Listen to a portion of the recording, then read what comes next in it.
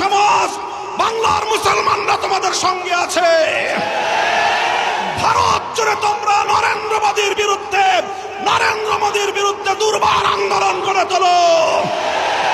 প্রয়োজনে আমরা দিল্লি অভিমুখে লং মার্চ করব। কোটি জনতা নিয়ে ভারতকে আবার হিন্দুত্ববাদ থেকে মুক্ত স্বাধীন করে ছাড়বো ইনশাআল্লাহ।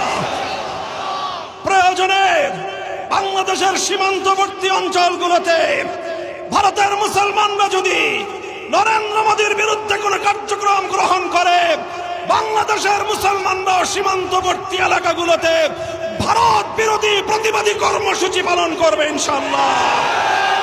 সেই সঙ্গে আমরা বলতে চাই, সারা দুনিয়ার মুসলমানেরা যেভাবে গাজাবাসীর পক্ষে মাঠে নেমে এসেছে, আমি বিশ্ব মুসলমানদের প্রতি এবং সারা দুনিয়ার শান্তিকামী মানবতার প্রতি আহ্বান জানাতে চাই, একইভাবে আপনারা ভারতের মুসলমানদের অধিকার আদায়ের জন্য ভারতের 40 কোটি মুসলমানদের প্রতি সংহতি প্রকাশ করার জন্য বিশ্ব মানবতা রাজপথে নেমে আসা দরকার। ঠিক একইভাবে আমরা বলতে চাই, সারা দুনিয়ার মুসলমানদের এবং মানবতাবাদী জনগণের চেয়েও বাংলাদেশের মুসলমানদের, বাংলাদেশের জনগণের দায়িত্ব অনেক বেশি। কারণ বাংলাদেশের মানুষ, বাংলাদেশ ভারতের প্রতিবেশী রাষ্ট্র। প্রতিবেশীর বাড়িতে যদি আগুন ধরে, অন্যান্য মানুষ আসার আগে প্রতিবেশীকে সর্বপ্রথম সে আগুন নেভানোর জন্য এগিয়ে আসা তার নৈতিক দায়িত্ব হয়ে দাঁড়ায়।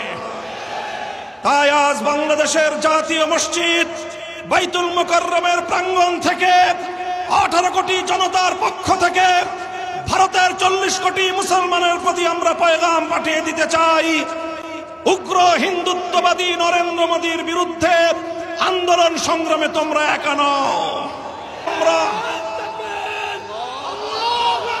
নরেন্দ্র মোদীর বিরুদ্ধে অ্যাকশন, অ্যাকশন, নরেন্দ্র মোদীর বিরুদ্ধে অ্যাকশন, অ্যাকশন, নরেন্দ্র মোদীর বিরুদ্ধে মামুনুল হকের অ্যাকশন, অ্যাকশন, আমিনা মজলিসের অ্যাকশন, অ্যাকশন, বাংলাদেশের অ্যাকশন। কাজেই আমি বলতে চাই, ভারতের মুসলমানরা যে কোনো কর্মসূচি ঘোষণা করবে, বাংলাদেশের মুসলমানরা তাদের পাশে থাকবে ইনশাআল্লাহ। প্রয়োজনে বাংলাদেশের সীমান্তবর্তী অঞ্চলগুলোতে ভারতের মুসলমানরা যদি নরেন্দ্র মোদীর বিরুদ্ধে কোনো কার্যক্রম গ্রহণ করে, বাংলাদেশের মুসলমানরা সীমান্তবর্তী এলাকাগুলোতে ভারত বিরোধী প্রতিবাদী কর্মসূচি পালন করবে ইনশাআল্লাহ।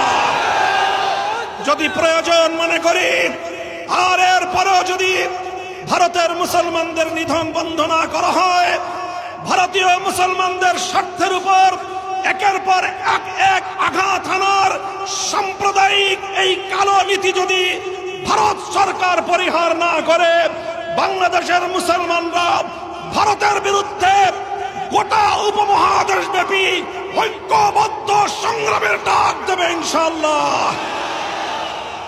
ইতিমধ্যে বাংলাদেশ সরকারের কাছে আহ্বান এসেছে, আঞ্চলিক জোট সার্ককে শক্তিশালী করে এই উপমহাদেশীয় অঞ্চলে, দক্ষিণ পূর্ব এশিয়ায় ভারতের আধিপত্যবাদের বিরুদ্ধে সবগুলো মানবতাবাদী রাষ্ট্র ঐক্যবদ্ধ হয়ে ভারতের বিরুদ্ধে আগ্রাসী নীতির বিরুদ্ধে প্রতিরোধ গড়ে তুলবার আহ্বান জানাই। আমি বাংলাদেশ সরকারের প্রধান উপদেষ্টা জনাব প্রফেসর ডক্টর ইউনূসকে আহ্বান করি, আপনি উদ্যোগ গ্রহণ করুন। পাকিস্তান, নেপাল, ভুটান, শ্রীলঙ্কা, মালদ্বীপ সহ আপনারা ভারতের আধিপত্যবাদের বিরুদ্ধে রুখে দাঁড়ানোর টুটি চেপে ধরুন।